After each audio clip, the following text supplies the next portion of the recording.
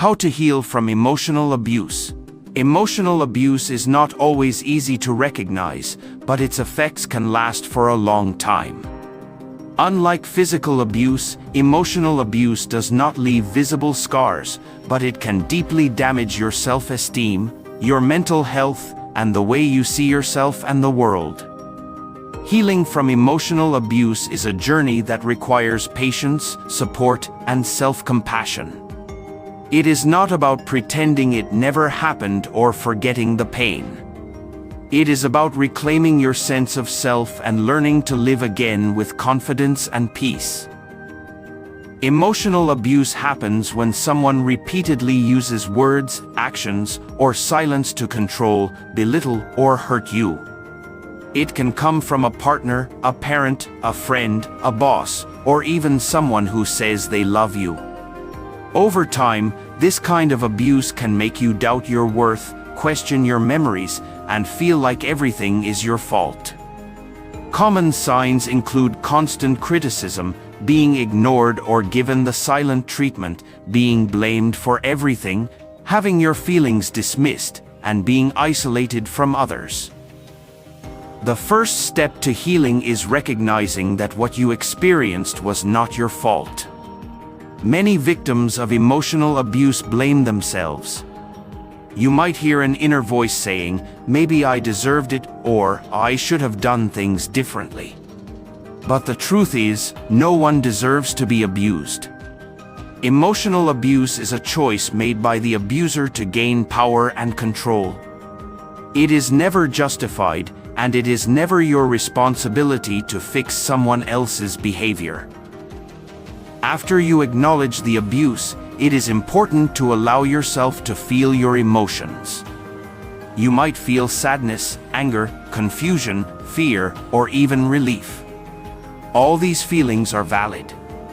Suppressing them or pretending everything is fine only slows down the healing process.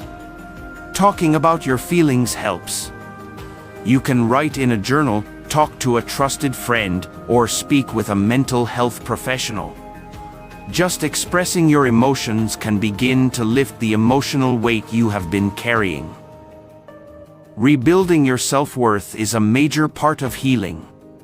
Emotional abuse often damages the way you view yourself. You might believe you are not good enough, not lovable, or not capable. These beliefs are lies planted by the abuser. One way to counter them is to replace those negative thoughts with truths. For example, instead of saying, "I am worthless," remind yourself, "I have value, and I deserve kindness and respect." At first, it might feel fake, but with repetition, your brain starts to believe it. Setting boundaries is also a powerful step. After being emotionally abused, you may have trouble saying no or standing up for yourself. You might fear rejection or feel guilty for protecting your needs. But healthy boundaries are necessary for healing. It is okay to distance yourself from people who hurt you. It is okay to say no without explaining. Boundaries teach others how to treat you and teach you that your feelings matter. Sometimes, emotional abuse causes people to isolate themselves. You might feel like no one will understand or fear being judged. But isolation makes healing harder. Human beings are social creatures. Support and connection are essential. Reaching out to someone you trust, joining a support group, or speaking to a therapist can provide the emotional safety you need. Just knowing you are not alone can be a huge relief. Take care of your body as well as your mind. Emotional abuse affects your nervous system. You might feel anxious, tired, or disconnected. Try to sleep enough, eat nutritious food, and move your body regularly. These small acts of care tell your brain that you are safe now. They help calm your system and give you more energy to heal. Gentle activities like walking, breathing exercises, yoga, or even just resting can help your body recover from the constant stress. Forgiveness is often misunderstood in the healing process.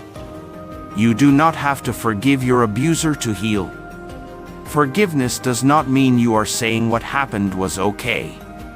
It means you are choosing to let go of the anger so it does not control your life. But this is a personal decision, and it should not be rushed. You are allowed to feel whatever you feel, for as long as you need. Sometimes, people get into new relationships that repeat the pattern of emotional abuse. This happens because the brain gets used to what is familiar, even if it is painful. Part of healing is learning what healthy love looks like. It is kind, supportive, respectful, and honest.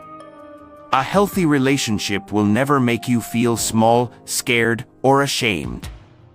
As you heal, your standards will rise, and you will begin to recognize the difference between love and control. Healing also involves finding joy again. Abuse often steals joy and makes life feel heavy. Try to rediscover what makes you happy. It could be music, painting, reading, dancing, gardening, spending time with pets, or being in nature.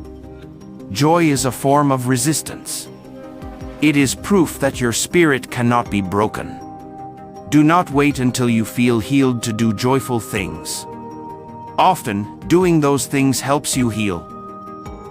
Therapy is one of the best tools for recovery. A trained therapist can help you understand what happened, how it affected you, and how to build a new path forward. They can also help you identify triggers and teach you coping strategies. Healing from emotional abuse is not about getting over it. It is about moving through it with support and guidance. Therapy gives you a safe space to do that. Healing is not a straight line. Some days you might feel strong, and other days you might feel like you are back at the beginning. That is normal. Healing is a process, not a destination. Celebrate your progress, no matter how small. Getting out of bed, speaking up for yourself, cutting off a toxic person, or choosing kindness over self-hate are all victories. You are not the things that were said to you. You are not the pain that was caused. You are not defined by someone else's cruelty. You are a whole person, worthy of love, healing, and peace. Emotional abuse may have shaped your past, but it does not have to shape your future. You are strong for surviving. You are brave for choosing to heal. If this article helped you understand emotional abuse and gave you hope or clarity, please like the video and subscribe to the channel. Your support helps us continue to bring you important content that makes healing and psychology easy to understand. Thank you for watching, and remember, you are not alone. Your healing matters.